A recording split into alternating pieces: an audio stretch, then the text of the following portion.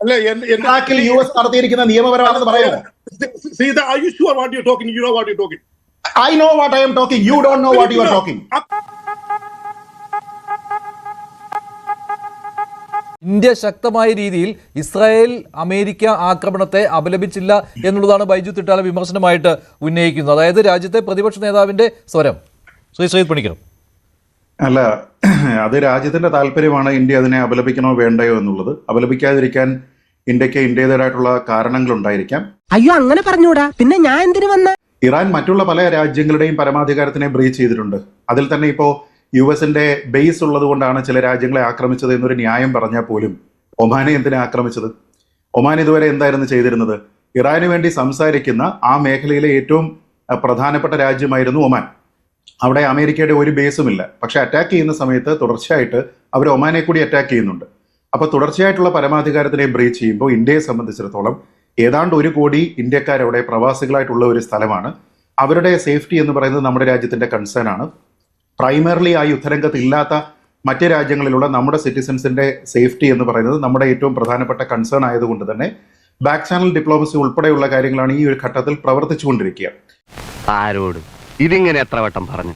പിന്നെ പരമാധികാരത്തിനെ ബ്രീച്ച് ചെയ്യുക എന്ന് മാത്രം പറഞ്ഞു കഴിഞ്ഞാൽ അങ്ങനെ ലോകത്ത് എവിടെയെങ്കിലും ഏതെങ്കിലും രാജ്യങ്ങൾ തമ്മിൽ പരമാധികാരത്തിനെ ബ്രീച്ച് ചെയ്യുമ്പോൾ ഇന്ത്യ ഇടപെടേണ്ടുന്ന റഫറി ഒന്നുമല്ല ഇന്ത്യ. അങ്ങനെയുള്ള ഒരു മോറൽ കോമ്പസ് എന്ന് പറയുന്നത് ഇന്റർനാഷണൽ ഡിപ്ലോമസിയിലോ ഒന്നും ഒരിക്കലും ഇല്ലതാണ്. കാരണം ഓരോ രാജ്യവും അവരുടെ താല്പര്യങ്ങൾ എന്താണോ അതിനാണ് കൂടുതൽ പ്രാധാന്യം നൽകുന്നത്. ഇപ്പോൾ ഓപ്പറേഷൻ സിന്ദൂർ നടത്തുന്ന സമയത്ത് ഇന്ത്യ ചെയ്തിരുന്നത് എന്താണ്? പാകിസ്ഥാന്റെ പരമാധികാരത്തിനെ ബ്രീച്ച് ചെയ്യുകയാണ്. അല്ലെന്ന് ആര് പറഞ്ഞു? UN ഏതെങ്കിലും റെസൊല്യൂഷൻ പാസ്സാക്കിയതിന് ശേഷമാണോ? ഈ കൗണ്ടർ ടെററിസത്തിന് വേണ്ടിയിട്ടുള്ള കൗൺസിലുകളുണ്ട്, അവിടെ പോയി അപ്രൂവൽ മേടിച്ചിട്ടാണോ ഇന്ത്യ അറ്റാക്ക് ചെയ്തത്? അല്ല.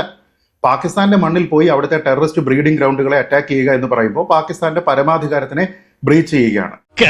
സത്യമാണെങ്കിലും എനിക്ക് അംഗീകരിച്ചു കൊടുക്കാൻ പറ്റുമോ? അപ്പൊ അങ്ങനെയുള്ള നമുക്ക് ഈ കാര്യങ്ങളൊക്കെ അറിയില്ല എന്നാണ് പറയുന്നത്. 1971 ബംഗ്ലാദേശ് ലിബറേഷൻ വാറുമായി ബന്ധപ്പെട്ട് ഇന്ത്യയുടെ ഇൻവോൾവ്മെന്റ് ഏത് രീതിയിലായിരുന്നു? അന്നുണ്ടായിരുന്ന വെസ്റ്റ് പാകിസ്ഥാന്റെ പരമാധികാരത്തിനെ ബ്രീച്ച് ചെയ്തിട്ടല്ല ഇന്ത്യ പോയിരിക്കുന്നത്. അപ്പൊ ഇന്ത്യയും ചെയ്യേണ്ടുന്ന സമയത്തൊക്കെ തന്നെ ഇത് ചെയ്തിട്ടുണ്ട്. അപ്പൊ അതിലൊന്നും തന്നെ നമ്മൾ ഈ പറയുന്ന പോലെ ഒരു മോറൽ കോമ്പസും കൊണ്ടൊന്നും ഇരിക്കുന്ന ഒരു മനുഷ്യാവകാശ സംഘടനയൊന്നും അല്ല ഇന്ത്യൻ ഗവൺമെന്റ്. അതില് ഇപ്പം ശ്രീജിത്ത് പറയുന്നത് എല്ലാ സാഹചര്യവും ഇപ്പം ഈ ഇറാനുമായുള്ള പാകിസ്ഥാനുമായിട്ടുള്ള യുദ്ധങ്ങളെ പറ്റി പറയുന്നത് അത് ശ്രീജിത്തെ അത് നമ്മൾ സെൽഫ് ഡിഫൻസിന് ചെയ്യുന്നതാണ്. അത് അലൗഡ് ആണ്. അതായത് ഡിഫൻസ് എന്ന് പറഞ്ഞാൽ ഇങ്ങോട്ട് വരുന്ന സമയത്ത് പ്രതിരോധിക്കുന്നതിനാണ്. ഒരു രാജ്യത്തേക്ക് കയറി അറ്റാക്ക് ചെയ്യുന്നതിന് അറ്റാക്ക് എന്ന് പറഞ്ഞത് അത് ഒഫൻസ് ആണ്. അല്ല ശ്രീജിത്തെ, ഓപ്പറേഷൻ സിന്ദൂർ ഡിഫൻസ് അല്ല, ഓപ്പറേഷൻ സിന്ദൂർ ഒഫൻസ് ആണ്. ഇന്ത്യൻ മിലിറ്ററി സർക്കിളുകളിൽ ഓപ്പറേഷൻ സിന്ദൂർ എന്ന് പറയുന്നത് ഒഫൻസീവ് അറ്റാക്ക് ആണ്, ഡിഫൻസ് അല്ല. അത്ര പെട്ടെന്ന് മനസ്സിലാക്കി എടുക്കാനുള്ള ബുദ്ധി അതിനുണ്ടോടാ? അല്ല നമ്മളെ അങ്ങനെ ശ്രീജിത്തെ പ്ലീസ് ഡോണ്ട് മിസ്കൺസീവ്. അതായത് വെറുതെ തർക്കിക്കണ്ട. ഓപ്പറേഷൻ സിന്ദൂർ എന്ന് പറയുന്നത് ഒഫൻസ് ആണ്, ഒഫൻസ് ആണ്. സിന്ദൂർ എന്ന് പറയുന്നത് ഒഫൻസ് ആണ്. അല്ലല്ല, ഓപ്പറേഷൻ സിന്ദൂർ അതിന്റെ ക്ലാസ് എടുക്കണ്ട. ഓപ്പറേഷൻ സിന്ദൂർ എന്തായിരുന്നു എന്നുള്ളതിന്റെ ക്ലാസ് എടുക്കണ്ട. എന്റെ വായിക്കാത്ത കയറി വിടുവിച്ചാലേ ശരിയാവും. ഓപ്പറേഷൻ സിന്ദൂർ എന്ന് പറയുന്നത് ഒഫൻസീവ് മൂവ് ആണ്, ഡിഫൻസ് അല്ല. അല്ലല്ല, അതായത് നമ്മുടെ സെൽഫ് ഡിഫൻസിന് വേണ്ടി ചെയ്തതാണ്.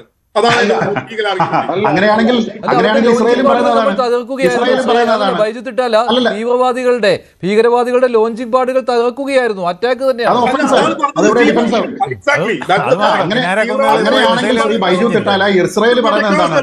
അങ്ങനെയാണെങ്കിൽ ഇസ്രായേൽ പറയുന്നത് എന്താണ്? ഞങ്ങൾക്കൊരു എക്സിസ്റ്റൻഷ്യൽ ത്രെട്ട് അവിടുത്തെ യുറേനിയം സമ്പുഷ്ടീകരണം കൊണ്ടുണ്ട്. അങ്ങനെയാണെങ്കിൽ ഡിഫൻസീവ് ആയിട്ടുള്ള ഒരു ഒഫൻസ് ആണിത്. എന്താ വ്യത്യാസം? അത് ഈ 12 days വാറിൽ അത് കംപ്ലീറ്റ് തീർത്തു എന്നാ പറഞ്ഞത്. അതായത് 12 days വാറിൽ അവരുടെ അവരുടെ ഈ ന്യൂക്ലിയർ ബോംബിനെ ക്രിയേറ്റ് ചെയ്യാനുള്ള യുറേനിയം ഒബ്ലിറ്റേറ്റ് ചെയ്തു എന്നാണ് ട്രംപ് പറഞ്ഞത്. അതുകൊണ്ട് കഴിഞ്ഞു. അങ്ങനെ ആണെങ്കിൽ അത് കഴിഞ്ഞിട്ട് IAEA പരിശോധനയ്ക്ക് അലോ ചെയ്തോ? അത് കഴിഞ്ഞിട്ട് എന്തായിരുന്നു വേണ്ടത്? നടക്കുകയാണ് ശ്രീജിത്തെ. അല്ലല്ല, തെറ്റ്. കഴിഞ്ഞ 8 മാസമായിട്ട് നെഗോസിയേഷൻ നടക്കുകയല്ല. കഴിഞ്ഞ 8 താങ്കൾ എന്തിനാണ് ഈ തെറ്റിദ്ധരിപ്പിക്കുന്നത്? പ്രേക്ഷകരെ തെറ്റിദ്ധരിപ്പിക്കുന്നത് എന്തിനാണ്? അതൊക്കെ ഗോപാലകൃഷ്ണൻ ഒരു നമ്പർ അല്ലേ? ഇത് എന്റെ ഒരു നമ്പറാ. കാണിക്കുന്നത് അതിൽ വേണ്ട തെണ്ടി. കഴിഞ്ഞ 8 മാസമായിട്ട് അവിടെ നടക്കുന്നത് തെറ്റ് പറയരുത്. അവാസ്തവമായിട്ടുള്ള കാര്യങ്ങൾ പറയരുത്. കഴിഞ്ഞ 8 മാസമായിട്ട് അവിടെ നടക്കുന്നത്, അവിടെ നടന്നിരിക്കുന്നതിന്റെ ഒരൊറ്റ കാര്യം ഞാൻ പറയട്ടെ. ഇന്ത്യ ഈ സമയത്ത് ഇന്ത്യ ഗവേണൻസ് കൗൺസിലിൽ ഉള്ളപ്പോ ഇന്ത്യ എന്താ പറഞ്ഞിരിക്കുന്നത്? ഇപ്പോ ഞാൻ ചോദിക്കട്ടെ, ഈ 12 ദിവസത്തെ യുദ്ധത്തിന് ശേഷം ഗവേണൻസ് കൗൺസിലിൽ അംഗമായിട്ടുള്ള ഇന്ത്യ പറഞ്ഞിരിക്കുന്നത് എന്താണ് ശ്രീ ബൈജു? അല്ല, ഇന്ത്യ പറഞ്ഞിരിക്കുന്നത് എന്താണ്? അതൊന്നും എനിക്കറിയാൻ മേല. ഇങ്ങനെ എന്തെങ്കിലുമൊക്കെ പറയുമ്പോഴേ എന്റെ മനസ്സിനൊരു സന്തോഷം ഉണ്ടാവുള്ളൂ. ഞാൻ എന്റെ സന്തോഷം നോക്കിയാ പോരെ. ഇന്ത്യ എവിടെയാ വോട്ട് ചെയ്തത്? ഇന്ത്യ വോട്ട് ചെയ്തത് UN-ല്. IAEA UN ആണെന്ന് പറഞ്ഞ ആര് പറഞ്ഞു? IAEA-യുടെ വോട്ടിംഗ് ആണ്. IAEA അന്താരാഷ്ട്ര ആണവോർജ്ജ ഏജൻസിയുടെ വോട്ടിംഗിൽ ഇന്ത്യ ഗവേണൻസ് കൗൺസിൽ എടുത്തിരിക്കുന്ന തീരുമാനം ഈ 12 ദിവസത്തെ യുദ്ധത്തിന് ശേഷമുള്ള അവിടെ ആണവ വികിരണങ്ങൾ ഉണ്ടായിട്ടുണ്ടോ, ആ മേഖലയിൽ അത് എത്രത്തോളം അവരുടെ ന്യൂക്ലിയർ റിയാക്ടറിനെ ബാധിച്ചിട്ടുണ്ട്, മേഖലയിൽ ഏതെങ്കിലും ത്രെട്ട് ഉണ്ടോ, ഈ കാര്യങ്ങളുമായി ബന്ധപ്പെട്ട അന്താരാഷ്ട്ര ആണവോർജ്ജ ഏജൻസിയുടെ പൂർണ്ണമായ പരിശോധനയ്ക്ക് ഇറാൻ വില്ലിംഗ് ആകണമെന്ന് എക്സ്പ്രസ് ചെയ്തിരിക്കുന്ന ഗവേണൻസ് കൗൺസിലിലെ അംഗമാണ് ഇന്ത്യ. അപ്പൊ പിന്നെ ഇന്ത്യ എന്താ ഇത്രയും നാൾ കൊണ്ട് പറഞ്ഞുകൊണ്ടിരിക്കല്ലേ? വേണ്ട സർ, വിവരമുള്ളവർ എന്തെങ്കിലും പറഞ്ഞെന്ന് വെച്ച് വിവരമില്ലാത്ത സാറൻ തന്നെ മറുപടി പറയാൻ പോകുന്നത്. ശ്രീജിത്ത് പറയുന്ന എല്ലാം ഞാൻ അംഗീകരിക്കുകയാണ്. അതായത് ഈ ഏത് സമയത്താണ് ഈ ഇറാനെ കയറി അറ്റാക്ക് ചെയ്യുന്നത്? ഒമാന്റെ നേതൃത്വത്തിൽ സിഗ്നിഫിക്കന്റ് പ്രോഗ്രസ് ഇൻ ഡയലോഗ് ഇത് വിയന്നയിൽ നടക്കുകയും ഈ ആഴ്ച ബിഗിനിങ് ഓഫ് ദിസ് വീക്കിൽ സെക്കൻഡ് സ്റ്റേജിലേക്ക് ചർച്ച നടക്കുന്ന സമയത്താണ് ഈ അറ്റാക്ക് ചെയ്യുന്നത്. അപ്പോൾ ഇന്ത്യ അവിടെ സിഗ്നിറ്ററിയാണ്. അവിടെ അത് കഴിഞ്ഞാണ് സുഹൃത്തെ അവരുടെ നേതൃത്വം അവർ അറിഞ്ഞുകൊണ്ട് തന്നെ ലീഗലായി ഒരു പ്രോസസ് നടക്കുന്നത്. ആ ലീഗൽ പ്രോസസ്സിന്റെ ഭാഗമായിട്ടായിരുന്നു നെഗോഷിയേഷൻ നടക്കുന്നത്. ആ സമയത്താണ് ആ നെഗോഷിയേഷൻ, അതായത് ഇന്നിപ്പോ ഞാൻ ഇറാനിൽ ഒരു ബ്രിട്ടീഷുകാരൻ റെസ്പോണ്ട് ചെയ്ത കണ്ടാണ്, യാതൊരു വാണിങ്ങോ മുന്നറിയിപ്പോ ഒന്നും കൊടുക്കുക ഔട്ട് ഓഫ് ദ ബ്ലൂവിൽ കയറി അടിക്കുകയാണ് ചെയ്തത്. അത് അഗ്രഷൻ അല്ലേ? ശ്രീ ബൈജു പറഞ്ഞത് കേട്ടാ തോന്നുന്നു ഇത് അന്നേരമാണ് തുടങ്ങിയെന്ന്. ഈ 20 കൊല്ലം മുമ്പ് തന്നെ ഇത് ഇത്ര എത്തിയിട്ടുണ്ടെന്ന് നിർത്തണമെന്ന് പറഞ്ഞു തന്നെ. പിന്നെ നാണക്കെടുത്തി 2005, 2006, 2009 തന്നെ ഇന്ത്യൻ ഗവൺമെന്റ് UN പിന്നെ ഇറാനോട് പറഞ്ഞിട്ടുണ്ട്, നിങ്ങൾ ദയവ് ചെയ്ത് ഈ പരിപാടി അവസാനിപ്പിക്കണമെന്ന്. 20 കൊല്ലം മുമ്പ് 20 കൊല്ലം മുമ്പ് പോലെ വാണിംഗ് ചെയ്തുകൊണ്ടിരിക്കുക. ഇപ്പോഴാണ് അടിച്ചതെന്നുള്ളതേ ഉള്ളൂ. നേരത്തെ അടിക്കാതിരുന്ന അവരുടെ ഭാഗ്യം. എന്താണ് സീത ഈ പറയുന്നത്? അല്ലെങ്കിൽ അമേരിക്കയിൽ അടിക്കും എന്ന് പറഞ്ഞു. അതായത് ഞാൻ പറഞ്ഞല്ലോ, ഇന്റർനാഷണൽ റൂൾ ബേസ്ഡ് ഒരു സിസ്റ്റത്തില് കൃത്യമായ ലോ ഫോളോ ചെയ്ത് മാത്രം. നിങ്ങൾക്കറിയോ ആ ലോ ഇറാൻ ഫോളോ ചെയ്തില്ലല്ലോ സാറേ. NPT സിഗ്നേച്ചറി ആണെങ്കിൽ നിങ്ങൾക്ക് 60% യുറേനിയം എൻട്രി ചെയ്യാൻ പറ്റുമോ? അല്ലല്ല, ഒരു സെക്കൻഡ് ഇസ്രായേലിന് മാത്രമായിട്ട് ഒരു റൂൾ ഉണ്ടോ? അല്ലല്ല ശ്രീ ബൈജു, ഇസ്രായേലും അമേരിക്കയും മാത്രം റൂൾ ഫോളോ ചെയ്യണം, ഇറാൻ ഫോളോ ചെയ്യണ്ട. അതെവിടുത്തെ നിയമമാണ്? ദൈവമേ, മൂർഖനെയാണല്ലോ ചവിട്ടിയത്. ഇസ്രായേലും ഇറാനും അല്ലല്ല അങ്ങനെ പറയല്ലേ, ഇസ്രായേലും അമേരിക്കയും റൂൾ ഫോളോ ചെയ്യണം. മഞ്ജുഷാ എന്ത് ലോയാണ്? ഇസ്രായേലും അമേരിക്കയും അന്താരാഷ്ട്ര നിയമങ്ങൾ ഫോളോ ചെയ്യണം. പക്ഷേ ഇറാന് വേണ്ട. അതെന്താ? NPT സൈൻ ചെയ്യുമ്പോൾ 5% മുകളിലേക്ക് യുറേനിയം സമ്പുഷ്ടീകരണം പറ്റില്ല ഇറാന്. എന്നിട്ടും അവര് ചെയ്തോട്ടെ എന്ന്. അവര് വയലേറ്റ് ചെയ്യുന്നതിന് ബൈജുവിന് പ്രശ്നമില്ല. അല്ലല്ല, നിങ്ങളാണ് മിസ്ലീഡ് ചെയ്യുന്നത് ശ്രീ ബൈജു. താങ്കളാണ് മിസ്ലീഡ് ചെയ്യുന്നത്. കാരണം താങ്കൾ ഈ പറഞ്ഞ റൂൾ ഓഫ് ലോ എന്ന് പറയുന്നത്, ഒറ്റ ചോദ്യം ഇത് കേൾക്കൂ, റൂൾ ഓഫ് ലോ എന്ന് പറയുന്നത് ഇസ്രായേലിനും അമേരിക്കയും ബാധകമാണ് എന്ന് പറയുമ്പോൾ ഈ റൂൾ ഓഫ് ലോ എന്താ ഇറാന് ബാധകമല്ലാത്തത്?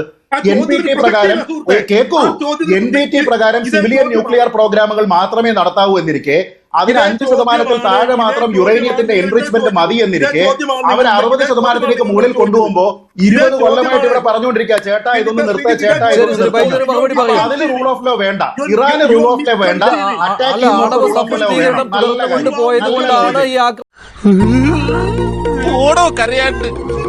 In Arnab Goswami's channel debate where you have shout match. താങ്കൾ പറഞ്ഞോളൂ. Okay, ഇടയ്ക്ക് ഇന്ററപ്റ്റ് ചെയ്താൽ I'll terminate this. താങ്കൾ പറഞ്ഞോളൂ. You just simply misconceiving. എന്റെ പൊന്നുനായിട്ട് അവരൊക്കെ അറിയിക്കണം. ഇന്നലെ ശ്രീജിത്ത് പറഞ്ഞത്, അതായത് ഗദാഫി അറ്റാക്ക് ചെയ്യാൻ നേരത്ത് നമ്മൾ എന്ത് ചെയ്തു? എന്റെ പൊന്നു സുഹൃത്തെ, ഗദാഫി അറ്റാക്ക് ചെയ്യേണ്ട ഇന്റർനാഷണൽ ഞാൻ ഈ പറഞ്ഞ റൂൾ ബേസ്ഡ് ഓർഡർ അപ്രൂവ് ചെയ്തുകൊണ്ടായിരുന്നു. ഗദ്ദാഫിയുടേത് ചുമ്മാ തെറ്റിദ്ധരിപ്പിക്കല്ലേ. 1970 നേറ്റോയുടെ ഇന്റർവെൻഷൻ ഉണ്ടാകാമെന്ന് പറഞ്ഞിട്ട് 2011 സാറേ ഗദ്ദാഫിയെ കൊല്ലുന്നത്. ഗദ്ദാഫിയുടെ UN നേറ്റോയുടെ ഇന്റർവെൻഷൻ പറഞ്ഞത് 1970 UN അംഗീകരിച്ചത്.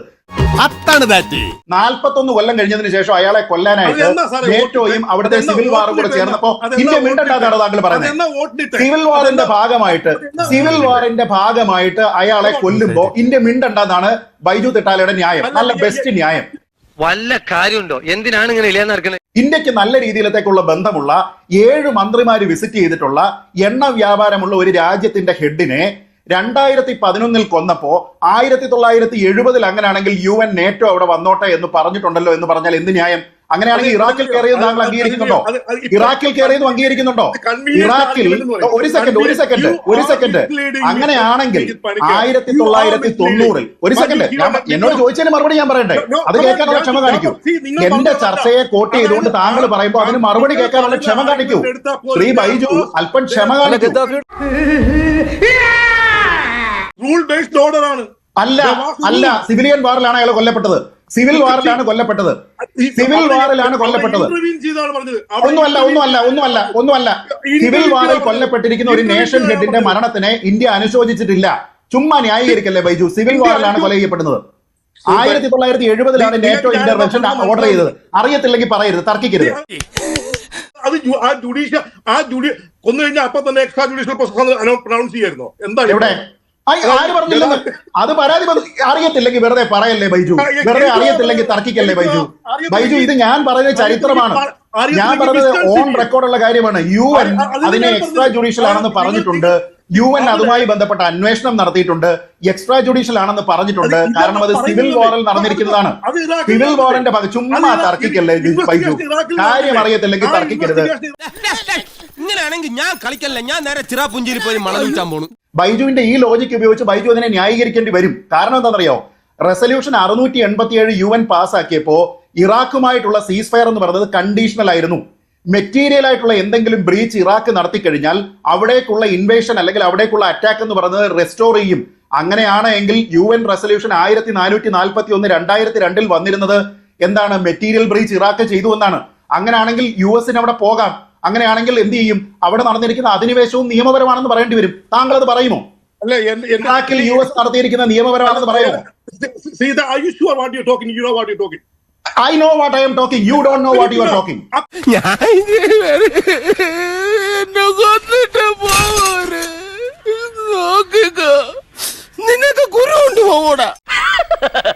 തൽക്കാലം ഇത്രയും മതി. വരട്ടെ.